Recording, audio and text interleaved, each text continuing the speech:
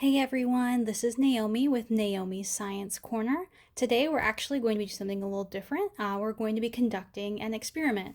Now this is something you guys can do at home. Parents, you can do this with your kids. Kids, if you're watching, make sure as always that you ask your parents for permission. And part of this experiment, particularly part two, we're going to need adult supervision.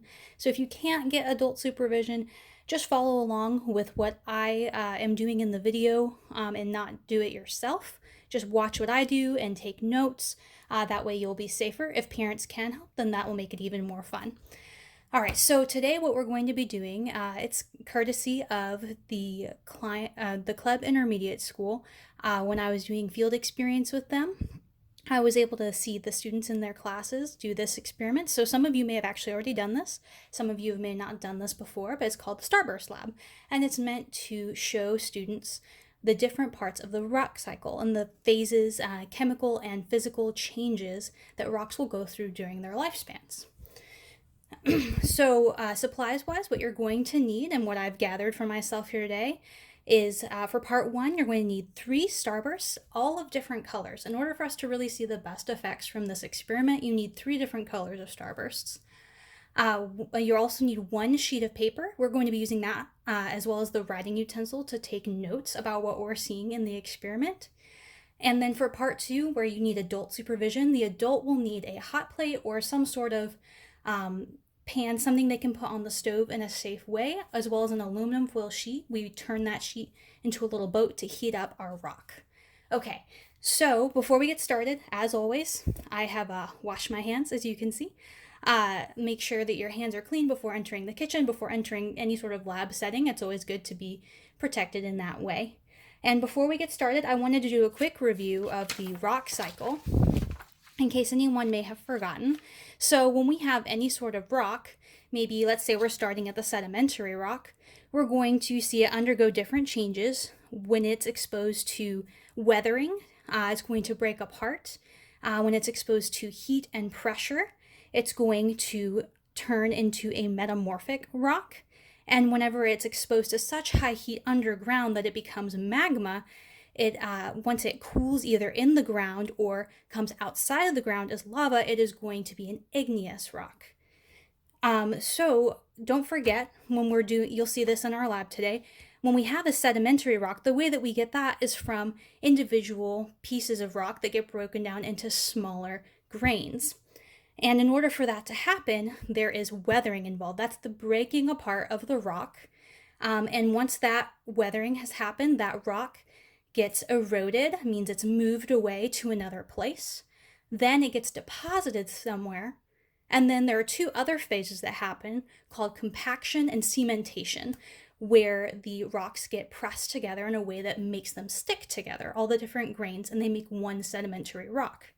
Now, when they get exposed to more heat and more pressure, that's when they become the metamorphic rock. And also remember, whenever the magma cools underground, that's igneous intrusive rock. And whenever it gets cooled above ground as lava, that becomes igneous extrusive. Intrusive is inside, extrusive is outside of the ground. All right, so to get started, I have my 3 starbursts here, all different colors. I chose red, pink, and yellow. I like those. Another note I wanted to say is whenever you're doing this, we are going to be using our hands to manipulate these starbursts a lot, so don't eat them after you're done. Maybe set aside a few more starbursts that you can eat after the experiment is over. All right, so we have our sheet of paper that I mentioned before. We're going to fold this in half. When I was in school, we called this hamburger style because you're making it kind of wide and fat. And then you open it again and you fold it what we would call hot dog style, long and skinny like a hot dog. All right, so now you can see we have 4 distinct sections. So we're going to label the first section sediment. If you have trouble spelling some of these words, just look ahead at what I'm writing down. I'll try to write bigger so that you guys can see.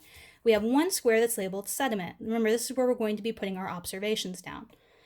Then we have sedimentary.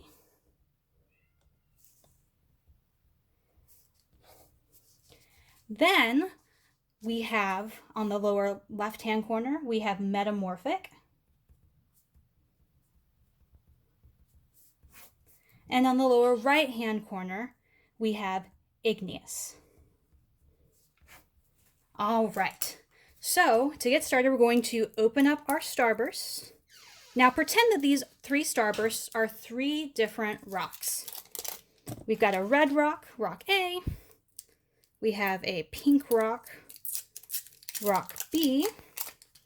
And we have a yellow rock, rock C. So in order to take these rocks through the first phase in getting them into to be a sedimentary rock, we need to do what? That's right, we need to have weathering happen. So what I'm going to do is I'm going to start to manipulate this a little bit in my hand, squeeze it around in my hand to get it loose and more pliable. And I'm going to take off a little piece. I'm going to tear it off, like about that big. I'm going to roll it up real quick. And there's one piece of sediment. Now I've got to keep doing this. And while we're doing this together, I encourage you not to make the grains too small. 1, it'll take a lot more time. And 2, it will definitely not allow you to see the effects of what we're doing as much. So just small little grains, but not too big, not too small. Parents, if you are helping around with this, after we finish making the sedimentary rock, that would be a good time to start heating up your hot plate.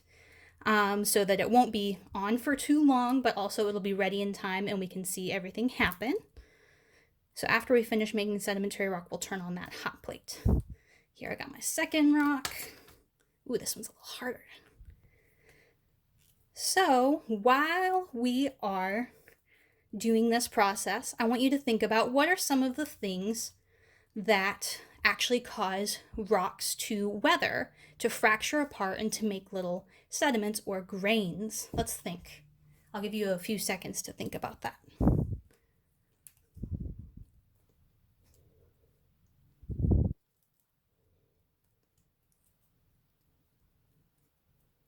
All right, I don't know about you guys, but I was thinking about a lot of different things. Sometimes I wish I was doing this as a Facebook Live video so you guys could comment while I'm doing it, but some of the things I thought about were wind. Wind can blow, and mostly wind helps with transportation of these sediments, but wind can also break down. Rain can cause weathering. Let's say a rock has already started to develop some cracks in it. If it gets soaked up with water and then it freezes, that expansion of the ice can actually cause the rock to fracture further. There's lots of different things that can happen, but whenever we're seeing these changes in sediment rocks, when it's being broken down into smaller and smaller pieces, what kind of change are we observing? That's right, those are all physical changes. We're not actually seeing the substance change in its chemical nature when they break apart due to weathering. So really what we're observing is a physical change. Later on, we're going to see a chemical change when we get to the igneous side of things. All right, we're almost done with our sediment. All right. And you'll notice your paper might get a little bit sticky. If you have another piece of paper that you can stick these on while you're making them, that might be better, but I have one piece of paper to work with. So I'm going to kind of scoot them to the side. You can hear how they're sticking and form them into, I'm not pushing them, I'm just kind of gathering them together. So we have our sediments. They've been fractured, weathered, broken apart. And this, me moving them around with my hands, that's kind of like the erosion that rock sediment experiences. It might be carried down a river. It might be picked up by other forces like wind, but they get moved around. And that is erosion. And then where I've set them, that is deposition, whenever they settle in one place together. All right, so we have our first box labeled sediment.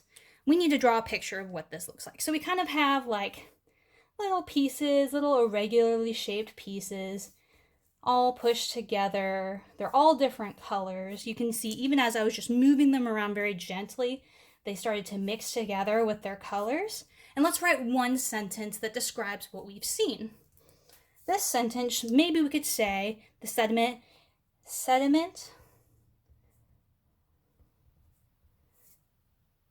is a small piece of rock that has broken off. That's an easy way to understand. We've just got small pieces of sediment or grains that have broken apart from their original rock. Now, hopefully you don't mind your hands getting a little sticky. What we're going to do is we're going to gather all of these sediment grains together.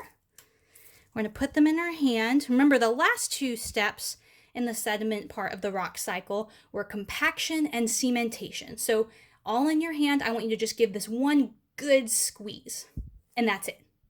Don't mush it around or anything. Just one good squeeze and let it go. You'll see how easily that's stuck together. All right, now let's think. What do we observe here? What do we notice? Okay, I think we can see that we still have very distinct grains of rock. We can still see, here's my yellow, here's my red, my pink. We can see where they come together and where they meet. That's pretty cool. So we can see when it comes to sedimentary rock, we're not losing the individual grains yet. We can still tell kind of where the rocks came from. All right, so we need to draw a picture of this for our sedimentary rock. You guys can get started. I'm actually going to start preheating my hot plate so that it will be ready whenever we need to do our igneous part of the experiment. So we've got our sedimentary rock right here. It's kind of an irregularly shaped thing, but it's got the individual grains that make it up. You can tell I'm not quite the artist. My sister in our family, she's kind of the artist, but in science, we don't always have to be great artists. We just have to be able to communicate what we're trying to say. So we've got our sedimentary rock. What we can say about sedimentary rocks, sedimentary rocks still have individual, that means one by one, individual grains. And that's important for us to know. When we're trying to identify a sedimentary versus a metamorphic rock, it can be really helpful to say, do we see individual grains in this rock? In this case, we do. All right, so now we're moving over to our next phase, our metamorphic phase. Now, metamorphic rocks happen when these rocks get exposed to high heat and high temperature. The way we're going to simulate that with our hands is we're going to start kneading it together. You'll maybe push it together, roll it into a ball, rub it around. Like I said, your hands are going to get a little sticky, but what's science if it's not a little messy? Kind of flatten it out. Flattening out between your two palms simulates pressure. And then as you rub your hands together, it's actually also generating heat. Let's see. Fold and squish. Fold and squish. And once we do that a few times, we will have our metamorphic rock. Now look at that. So you can see it's definitely a little bit of a different shape because I didn't apply as much pressure to it, but really metamorphic rocks can be any shape. But what do we notice? I'm going to give you a few seconds to think. What is the biggest difference between this rock and the rock we just had at the sedimentary part of the cycle? Let's see, what do you think? All right, so yeah, exactly. The main difference that we have here is that sedimentary rock, remember we said they still have individual grains. Metamorphic, it doesn't really have grains anymore. Sure, we can still see some of the colors, but you know, my pink started to bleed into my red and my yellow is starting to take on all the different colors of everything else. So I can't really tell exactly where a new rock starts and an old rock begins. So that's one of the big things that we see with metamorphic rock. Now there's two main things that we can see in metamorphic rocks, foliated versus non-foliated. Now foliated is when we have a layering going on in the rock. So I don't really have much foliation going on in my current rock, but if I had just taken 3 starbursts like this, unwrap them and squish them together with high heat and pressure until they were nice and flat, and I took a cross section of it, you would be able to see there's a layer of orange, a layer of yellow, and a layer of red. That will be what we see with metamorphic rocks if they're foliated. Right now we kind of have a non-foliated rock, but it still looks pretty cool. So we're going to take a moment and we're going to draw a picture of this rock. You know what? And this one's so nice and flat, I think I could even trace it with my pen. And so before, where I maybe did little individual grains, I'm going to kind of do more abstract stripes or swirls for my metamorphic rock. And I'm going to say metamorphic rocks do not have individual grains. They do not. That's something different that we observed as the rock was changing. All right, so now for this last part, I'm going to move my camera over. I've got my hot plate roaring, ready to go. And so I'm going to set my Starburst in my hot plate. And this is going to take a little bit of time, but we're going to start watching it get ready to go. What I'm doing here now is I'm just allowing high heat to apply to the rock. So this kind of high heat really in real life would not happen until we were way down deep into the below the Earth's crust, kind of more in that magma area. So we can already see it starting to melt. Look at that, we've got some of that melting happening here. Now remember, this is the part that I don't want you to do unless you have a parent home who can assist you and supervise you. But before, remember when we were pushing together the sediment and we were breaking it apart, weathering it, and those were all physical changes. Now, what kind of changes do you see here as we're doing the igneous part of this cycle? I'm going to turn on my fan in a little bit if it starts to smoke. I don't want my smoke detector to go off. But what do we see? We see chemical change, yes. So some of our elements of chemical changes that we're starting to see here are that we have discoloration. We see those pinks and yellows and reds turning into kind of a brown, which tends to happen when sugar caramelizes or burns. Let me turn my heat down a little bit on this. We see bubbles forming. Bubbles tend to be evidence of a chemical change occurring. And then another thing we would see, well, not really see, but smell, one of our other senses we use to observe. If you were here in my apartment or if you were doing this with your parents, you would start to smell this fruity smell. I don't know if you've ever smelled boiling Starburst before, but it's actually pretty nice. It smells really good. But we see all of these changes starting to take place. So as a review, let's say this is magma and it's underground and it stays underground and it gets to cool underground. If we have magma that gets to cool underground slowly over a long period of time, what kind of igneous rock would we have? That's right, it would be intrusive igneous rock. And then, what if we had this as lava that came spilling out of like some sort of giant volcano and it exploded everywhere and it cooled down very, very quickly? What kind of igneous rock would that be? That's right, igneous extrusive. So remember, intrusive is on the inside, extrusive is external or on the outside. Look at that, it's starting to look really cool. And can we see individual grains anymore? Definitely not. Those have all disappeared and they've kind of become one cohesive piece. So I'm going to remove this from the heat, move us back over here to our observation station. I'm going to remove it from the heat and allow it to start to cool down a little bit. And we're going to draw a picture of what we see. So let me set some of this over here. Bring our boat out. All right, so if you can see in our boat right here, ooh, look, we got some really nice bubbles. It's starting to cool down. Hopefully before the video ends, it'll cool down enough for me to be able to show you the end product. But when it cools down and we pull it out, it will actually be very crystalline. It'll almost snap and break more because we've taken it to a different type of structure, chemically speaking. And so instead of being that chewy candy that we're used to seeing with Starburst, we're going to actually see breakage, and it'll be very fragile, very frail. Okay, so we want to draw a picture of this. So remember what this looks like.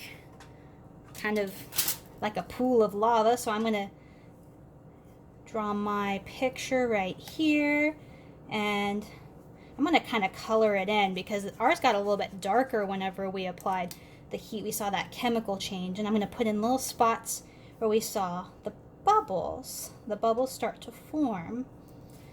And then let's see, what can we observe? Let's say igneous rock showed evidence. Remember, that's a good scientific word we like to practice using. When we observed those different characteristics, that was evidence for the chemical change occurring.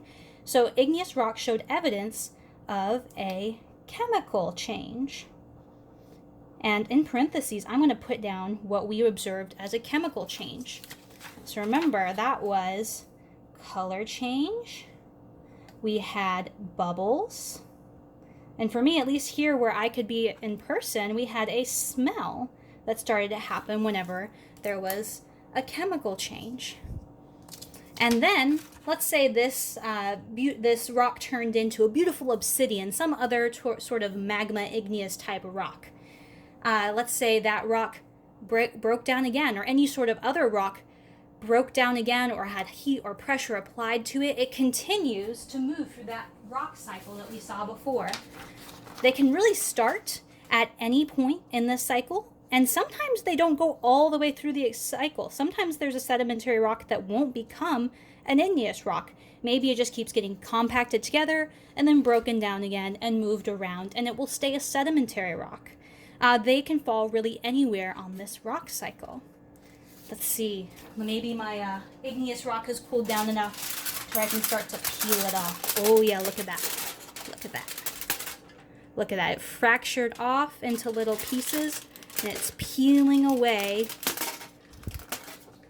So that's definitely not what I'm used to seeing a starburst look like. It's not chewy. It doesn't look very pretty anymore, but it has gone all the way through our starburst rock cycle. That's awesome. That's it. That's all I have for you today. I hope you guys were able to do this at home, again, with parents' permission if you want to do part 2 with the heat. Let me know. Comment below if you have any questions, if something didn't make sense to you, or you still have concerns about the rock cycle. And please also message me or comment below if there's something else that you were learning in your science class that you don't quite understand, that you would like some explanation on, or maybe a video on, some resources that can help you out. Anything you guys need, just let me know and I'd love to help. Thanks and have a great day.